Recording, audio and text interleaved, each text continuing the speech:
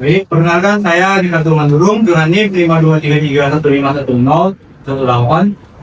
Saya di sini akan membawakan materi arsitektur komputer dengan tema pengenalan arsitektur komputer dan model non-formal. Nah,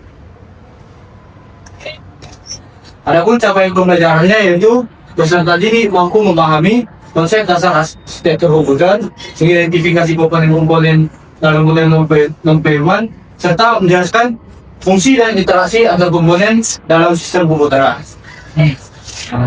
Lalu dengan tujuan pembelajarannya itu diharapkan peserta didik mampu menjelaskan pengertian arsitektur komputer dan organisasi komputer dalam materi sendiri. Yang kedua yaitu peserta didik mampu mengidentifikasi 4 komponen utama dalam arsitektur formal, yaitu pertama ada CPU, yang kedua ada memori, yang ketiga itu input outputnya, dan yang keempat adalah bus sistemnya. Yang ketiga tujuan pembelajarannya itu peserta didik mampu menjelaskan fungsi CPU beserta komponen di dalamnya seperti ALU dan baterai. Lalu yang keempat ada peserta didik mampu menjelaskan fungsi perangkatnya seperti output dan inputnya, dan juga peserta didik mampu menjelaskan fungsi bus sistem sebagai jalur komunikasi data. Yang kelima yaitu peserta didik mampu menganalisis diagram arsitektur lingkungan dan menjelaskan alur kerja antar komponennya. Baik, selamat pagi anak-anak. Bagaimana kabarnya anak-anak semua? Baik. Sehat semua ya. Sim, Bapak mau absen dulu ya.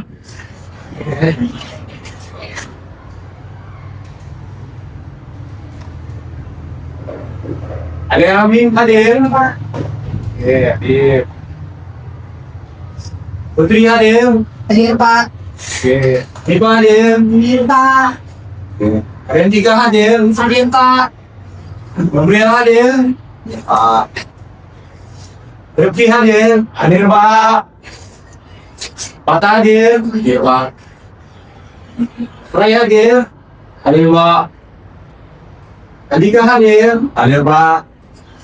Pras dengan Narsa lagi hadir. Hadir Pak. Oke, berarti hadir semua ya. Ya Pak.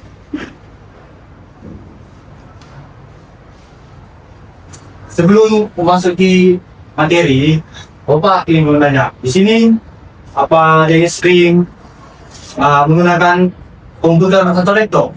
Sering.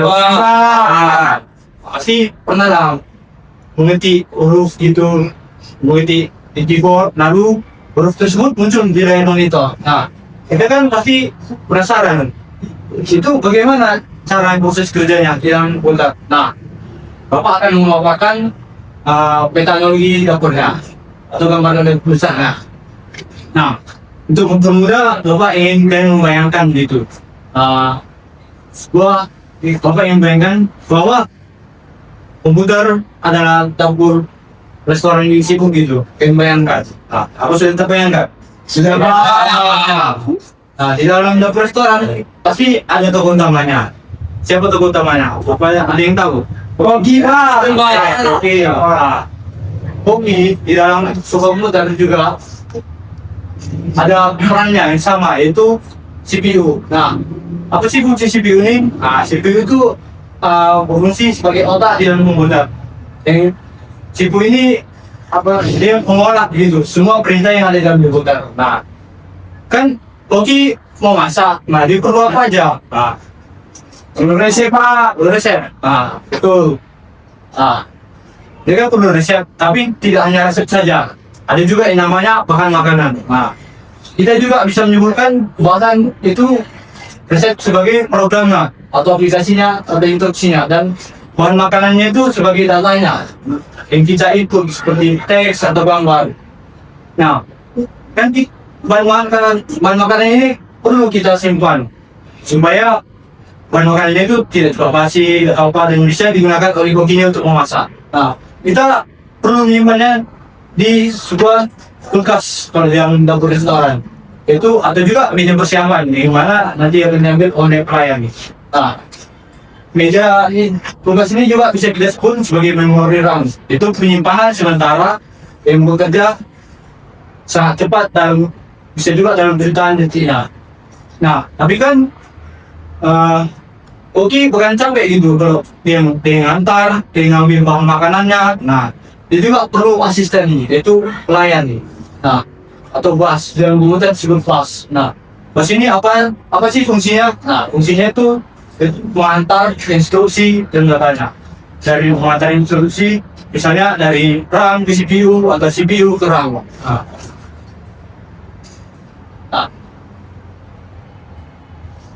Tapi dalam CPU juga ada ternyata bagian penting, dua penting gitu, komponen penting, yaitu CPU atau kontrol ini, dan juga paru mati sebagai unit, mati sebagai unit. Nah, kita bisa mengumpamakan bagian hoki ini, yaitu CPU sebagai otaknya dan alunya sebagai tangan hokinya. Nah, apa sih fungsi CPU otak hoki ini dalam komputer misalnya? Yang pertama, CPU ini juga bisa berfungsi sebagai membaca ya instruksi dari resep makanannya, lalu dimengertikan lah instruksi itu, lalu dan membantu lah bas dan alu apa yang akan dikerjakan selanjutnya. Nah inilah alu atau tangan si koki. Di sinilah nanti alu akan mengambil apa yang diinstruksikan pada CPU-nya, itu dia mungkin memasaknya, memotong bawangnya, atau memasak sayurnya gitu. Nah, di dalam komputer juga kita bisa sampaikan atau kita mengertikan sebagai fungsinya yang lain, yaitu aritmatika, itu penjumlahannya, pengurangannya, dan logika perbandingannya, atau mengeksekusikan perintah yang diarahkan dari CPU yang tadi. Nah, Bapak juga ingin menjelaskan lagi apa itu memori RAM dalam komponen komputer. Nah, kita kembali lagi ke analogi dapur restoran lah. Kita bisa umpamakan dengan kulkas atau meja persiapan, yaitu RAM sebagai kulkas dan meja persiapan. Nah, inilah RAM sebagai tempat penyimpanan program atau data yang kita input tadi. Nah, lalu kita nanti data tersebut diproses dan akan ditampilkan di layar. Nah, tapi juga RAM ini berbeda dengan penyimpanan yang lain. Karena RAM ini dia akan hilang saat listriknya mati. Data yang di dalamnya akan hilang.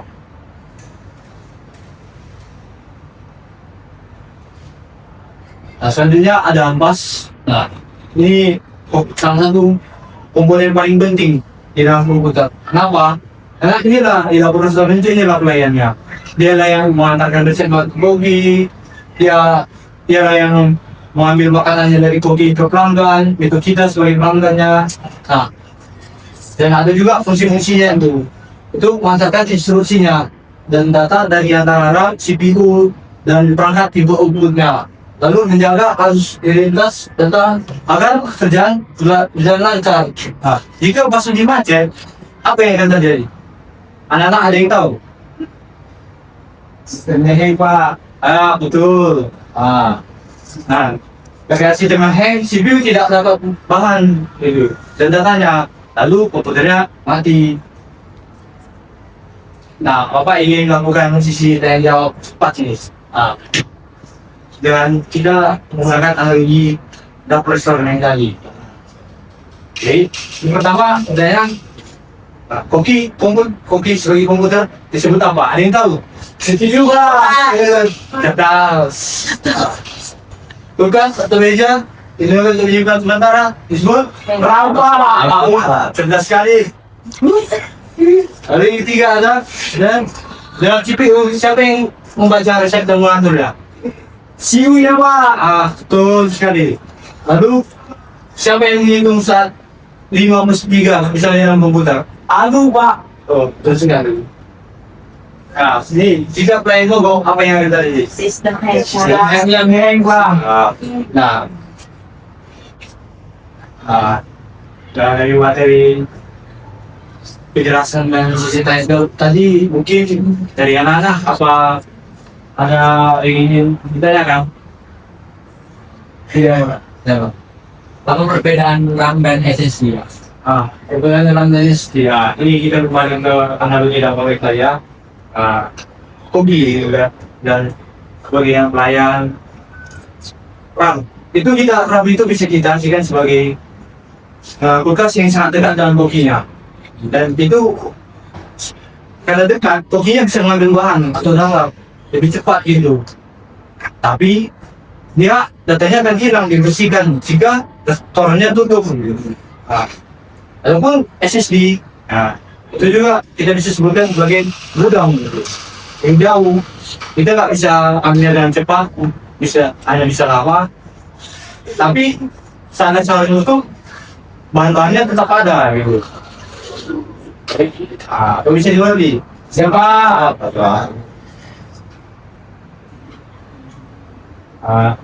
Dari ini dari penjelasan sisi yang jawab yang Bapak berikan tadi, mungkin Bapak yang dibutuhkan lah gitu dari materi kita, ataupun mungkin seperti sebelumnya ilustrasi itu mengolah data, sudut datanya, dan juga RAM yang disimpan data sementaranya, dan juga ada yang CEO atau ALU yang CEO di mana dia untuk menginstruksikan, dan di mana ALU itu yang menginstruksikannya. Juga sekian dari materi yang Bapak pengen pada hari ini. Maaf bila ada kata-kata. Baru kita jatuh, kemudian teman-teman hari. Terima kasih.